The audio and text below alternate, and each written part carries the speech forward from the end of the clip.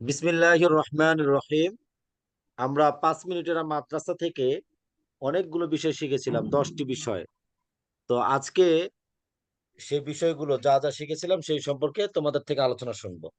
হ্যাঁ, ইমতিয়াজ ওয়াফি, আপনি এই জি গল্পের ক্লাস থেকে স্যার। কি কি শিখেছিলেন একটু শেয়ার করুন। জি। স্যার, এই 10টি বিষয় থেকে হ্যাঁ, মানে 5 মিনিটের মাদ্রাসা গল্পের, আমরা গল্পের অনেকগুলো ধাপ আছে।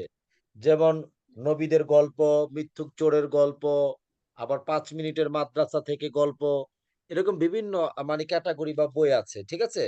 তো আমরা পাঁচ জি মিনিটের স্যার। মাদ্রাসা নামক যেই গল্পের সিরিজ আছে, হ্যাঁ, সেখান থেকে প্রতি মানে 10টি করে বিষয়, একটি ক্লাসে 10টি বিষয় থাকে।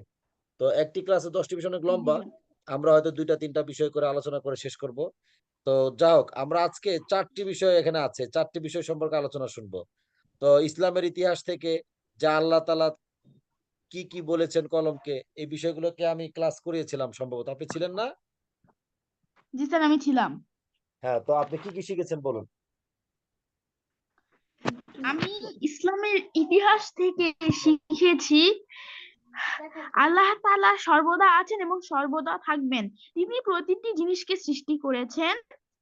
এক সময় তার নির্দেশে সবকিছু, পৃথিবীর সবকিছু যা কিছু আছে সব ধ্বংস হয়ে যাবে এবং তিনি শুধু বেঁচে থাকবেন। শুধু শুধু মহান আল্লাহ তাআলা থাকবেন। রাসূলুল্লাহ সাল্লাল্লাহু আলাইহি ওয়াসাল্লাম বলেছেন, এই জগতের সবকিছুই একসময় ধ্বংস হয়ে, এই জগতের প্রথমে আল্লাহ তাআলা কলমকে সৃষ্টি করেছেন এবং বলেছিলেন, তুমি লিখো। তখন কলম মহান আল্লাহ তাআলাকে জিজ্ঞেস করলো, আমি কি লিখবো? তখন আল্লাহ তাআলা বললেন, এখন থেকে পৃথিবী শেষ পর্যন্ত যা কিছু ঘটবে তাই তুমি লিখো। এবং আমাদের জন্মের 50,000 বছর আগে আমাদের কি হবে তা লিখে রাখা হয়েছে। আমি আল্লাহর শুনলেন কুদরত না? থেকে শিখেছি। আসমান জি স্যার। জমিন সৃষ্টির 50,000 বছর আগে, মানে আসমান তৈরি করা আসমান হয় নাই, জমিন। জমিন। হ্যাঁ হ্যাঁ, আসমান জমিন তৈরির 50,000 বছর আগেই কলমের লেখা শেষ, তার 50,000 বছর পরে আসমান তৈরি করা হয়েছে, জমিন তৈরি করা হয়েছে। হুম, জি স্যার। হুম। মাশাআল্লাহ, আসমান তারপর বলুন। জমিন সৃষ্টি আল্লাহর কুদরত। আমি আল্লাহর কুদরত থেকে শিখেছি আল্লাহ তাআলা আমাদের উপর আকাশ তৈরি করেছেন। আল্লাহ তাআলা তাতে আলোর জন্য চন্দ্র, সূর্য, নক্ষত্র দিয়েছেন এবং এবং অনেক অনেক গ্রহ দিয়েছেন। হুম, এবং এবং এই গ্রহগুলো আকাশ, নভমণ্ডল, ভূমণ্ডল একটাও খুঁটি ছাড়া আকাশে টিকে রয়েছে। তাই কিন্তু মানুষ কোনোদিনও কিভাবে হয়েছে তা খুঁজে বের করতে পারেনি। তিন হুম, নাম্বার, একটি ফরজ সম্পর্কে রাসূলুল্লাহ সাল্লাল্লাহু আলাইহি ওয়াসাল্লাম বলেছেন, যতক্ষণ পর্যন্ত কোনো ব্যক্তি এই 4টি বিষয়ের উপর ঈমান না আনবে ততক্ষণ পর্যন্ত সে মুমিন হতে পারবে না। 1 নাম্বার, এই বিষয়ে সাক্ষ্য দিবে যে আল্লাহ ছাড়া কোনো ইবাদতের যোগ্য নয়। 2 নাম্বার, আরো সাক্ষ্য দিবে যে আমি আল্লাহর রাসূল, তিনি আমাকে সত্য ধর্ম সহ পাঠিয়েছেন। 3 নাম্বার, মৃত্যু এবং পুনরায় জীবিত হয়ে দৃঢ় বিশ্বাস পোষণ করবে। 4, ভাগ্যের উপর ঈমান আনবে। নম্বর 4, একটি সুন্নাত সম্পর্কে সুন্নাতের উপর আমল করা। রাসূলুল্লাহ সাল্লাল্লাহু আলাইহি ওয়াসাল্লাম বলেছেন, যে ব্যক্তি আমার সুন্নতকে ভালোবাসে, অর্থাৎ অর্থাৎ তার উপর আমল করে, তাহলে সে, যেমন হাদিস আমাদের মানতে হবে, তারপর তাহলে সে আমাকে ভালোবাসে আর সে ব্যক্তি আমাকে ভালোবাসে যে আমার সঙ্গে জান্নাতে থাকবে। অর্থাৎ আমাদের হযরত মুহাম্মদ সাল্লাল্লাহু আলাইহি ওয়াসাল্লামের সুন্নাত গুলো মেনে চলতে হবে, তাহলে আমরা জান্নাতে যেতে পারবো ইনশাআল্লাহ। শেষ। মাশাআল্লাহ, এরকম আর কে বলতে পারবে বলুন তো দেখি। এরকম কে বলতে পারবে? আরেকজন যাই বলতে পারে, একটু একটু বলতে পারলে হবে। বলুন। আব্দুল ওয়াদুদ, কিছু বলুন। স্যার, কোন পর্যন্ত বলবো? এই পুরা পৃষ্ঠা থেকে যে কোনো কিছু বলুন। পুরোটা স্যার? হ্যাঁ, পুরা পৃষ্ঠা থেকে যে কোনো কিছু বলুন, যতটুকু পারেন আপনি। আচ্ছা স্যার। ইসলামের ইসলামের ইতিহাস। আল্লাহ তাআলা সর্বদা আছেন এবং সর্বদা থাকবেন। প্রতিটি জিনিসকে তিনি কুরআনে আল না সৃষ্টি করেছেন। একদিন তার হুকুমেই সমগ্র সৃষ্টি জগৎ ধ্বংস হয়ে যাবে। পবিত্র পবিত্র প্রতিপালকের স্যার ওটা কি লিখছে? কোনটা? আরেকটু আগে স্যার এই থেকে যে বলো। প্রতিপালকের প্রতিপালকের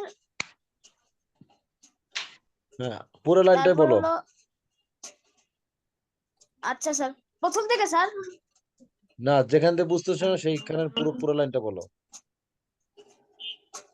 প্রতিপালকের সব সত্তাই না থাকবে, হ্যাঁ। ওই যে একটু ঘুমানো অবশিষ্ট থাকবে। সূরায়ে রহমানে হযরত আ- উবাদাহ সূরা উবাদাহ সূরা রহমান, সূরা আর রহমান আর কি, হ্যাঁ। তারপর বলো। মানে প্রতিপালকের সত্তাই অবশিষ্ট থাকবে, আর কিছু থাকবে না। এক আল্লাহ ছাড়া সব সৃষ্টি ধ্বংস হয়ে যাবে। হযরত উবাদা ইবনে সাবিত, বলো। হ্যাঁ, হযরত উবাদাহ ইবনে সমিত সামিত রাদিয়াল্লাহু তাআলা আনহু সামিত না, সামিত। বর্ণনা হ্যাঁ। করে। হুম। সা- হ্যাঁ, সামিত তোমরা এরকম বলতে বলতে তোমাদের অভ্যাস, রাদিয়াল তোমাদের যোগ্যতা বাড়বে ইনশাল্লাহ, ঠিক আছে? সহজ হয়ে যাবে। দেখছো জি স্যার। ইতিহাস অফি কত সুন্দর বলতে পারে। ও কিন্তু অনেক দিন ধরে ক্লাস করে। ও এরকম বলতে বলতেই তোমার মধ্যে যোগ্যতা তৈরি হবে ইনশাল্লাহ। হ্যাঁ, পড়ো বর্ণনা তারপর।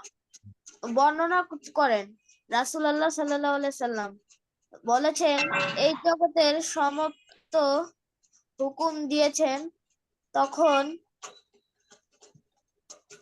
সে বলেছেন, হে আমার প্রতিপালক, আমি কি লিখব? আল্লাহ তা আল্লাহ তাআলা তাকে কিয়ামত পর্যন্ত সৃষ্টির ভাগ্যলিপি লেখার হুকুম দিলেন।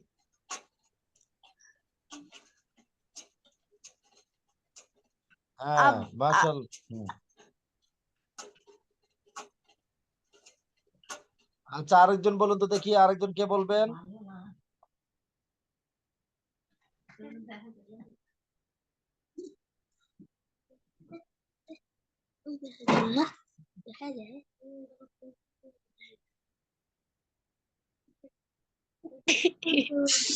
জাহিদ বলুন তো দেখি, জাহিদ। জাহিদ বলুন তো। স্যার আমি হ্যাঁ, বলুন।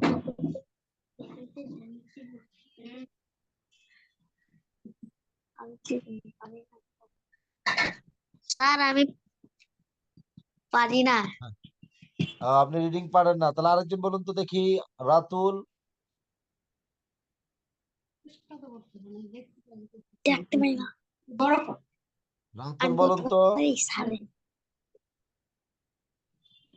বাহ, আচ্ছা, রাতুল ছাড়া আর কে আছেন? অন্য কে আছেন বলুন দেখি। কই গেছে? আচ্ছা, আমরা কি ইমতিয়াজ অফি সুন্নত সম্পর্কে বলেছিলেন আপনি? আমি সব চারটাই বলেছি স্যার। গুড। আমরা কি আজকে এই এই পর্যন্ত রেখে দিব, না নতুন আরেকটা অপশন পড়বো আমরা? আমার এটা গুরুত্ব। আচ্ছা, তাহলে আরেকটি পাঠ আমি আজকে পড়ে শোনাচ্ছি আপনাদেরকে। জি স্যার। বিসমিল্লাহির রহমানির রহিম। একটি গুরুত্বপূর্ণ আমলের ফজিলত। রাসূলুল্লাহ সাল্লাল্লাহু আলাইহি সাল্লাম বলেছেন, যে ব্যক্তি সকালেই দোয়া পড়বে সন্ধ্যা পর্যন্ত সে শয়তান থেকে নিরাপদ থাকবে। সবাই বলেন সুবহানাল্লাহ। দোয়াটি হলো, আউযু বিল্লাহিস সামিউল আলিম মিনাশ শাইতানির রাজিম। সবাই পড়েন তো আমার সাথে। আউযু বিল্লাহিস সামিউল। সবাই পড়ুন।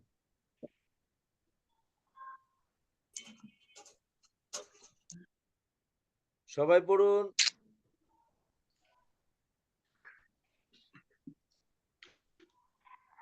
সবাই পড়েছেন?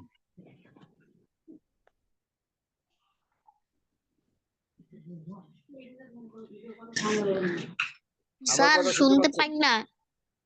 আমার সাথে বলবেন, যে দোয়া পড়লে সকাল সন্ধ্যা শয়তান থেকে রক্ষা পাওয়া যাবে। সবাই আমার সাথে বলবেন, আউযু বিল্লাহিস সামিউল আলিম মিনাশ শাইতানির রাজিম। আউযু বিল্লাহ أعوذ بالله السميع أعوذ بالله السميع العليم من الشيطان الرجيم মাশাআল্লাহ, মাশাআল্লাহ। আউযু বিল্লাহিস সামিউল আলিম মিনাশ শাইতানির রাজিম। أعوذ بالله السميع العليم من الشيطان الرجيم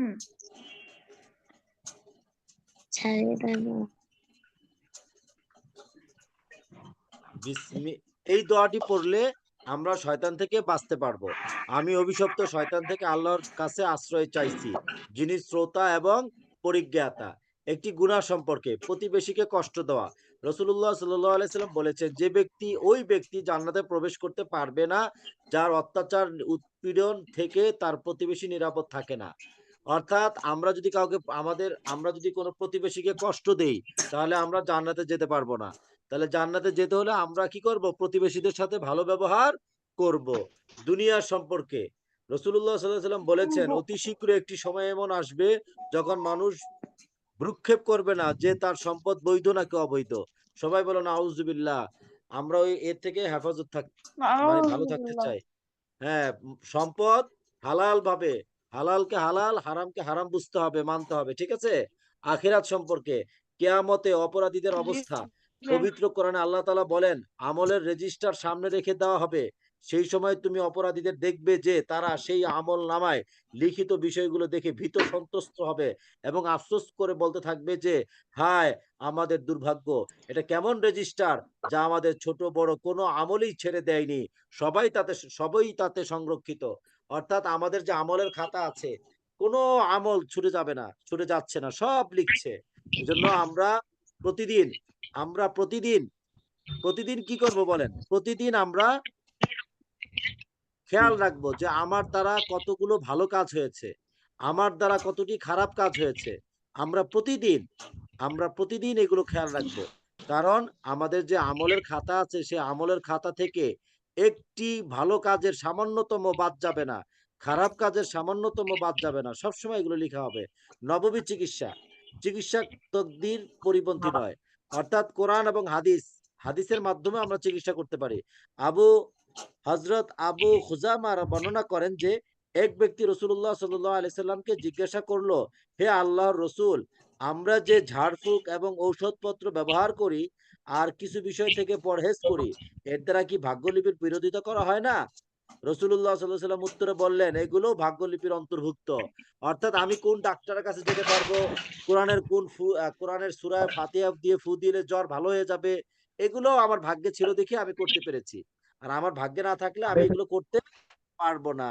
এগুলো আমরা অ্যা এটা হলো রাসূলুল্লাহ সাল্লাল্লাহু আলাইহি ওয়াসাল্লাম একটি হাদিস পড়ে শোনালাম। কোরআনের একটি উপদেশ। পবিত্র কোরআনে আল্লাহ তাআলা বলেন, হে ঈমানদারগণ, তোমরা ধৈর্য ও নামাজের মাধ্যমে আল্লাহর সাহায্য প্রার্থনা করো। নিঃসন্দেহে আল্লাহ তাআলা ধৈর্যশীলদের সঙ্গে রয়েছেন। সবাই বলেন সুবহানাল্লাহ। তাহলে আমরা সুবহানাল্লাহ। যেকোনো হ্যাঁ, আমাদের যদি কোনো বিপদ হয়, কোনো কিছু প্রয়োজন হয়, সব কিছুর মধ্যে আমরা ধৈর্য ধারণ করব। নামাজ পড়বো, নামাজ পড়ে আল্লাহর কাছে চাইবো। ওই যে আমাদের শপথ পাঠে আছে ২ রাকাত সালাতুল হাজত পড়া, ৫ ওয়াক্ত নামাজ পড়া, হ্যাঁ? তাহাজ্জুদ পড়া।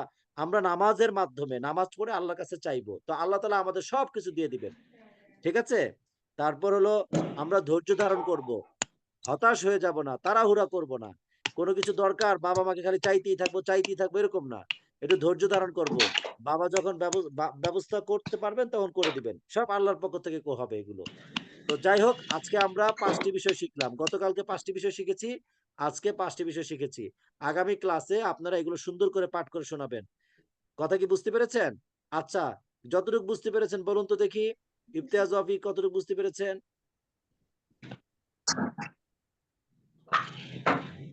স্যার স্যার বুঝলাম না স্যার আচ্ছা এটা কি আজকের স্যার আমি আলোচনাগুলো পড়ে শোনাবো নাকি স্যার? আলোচনাগুলো আজকের আলোচনা তো বুঝতে পেরেছেন, ঠিক না?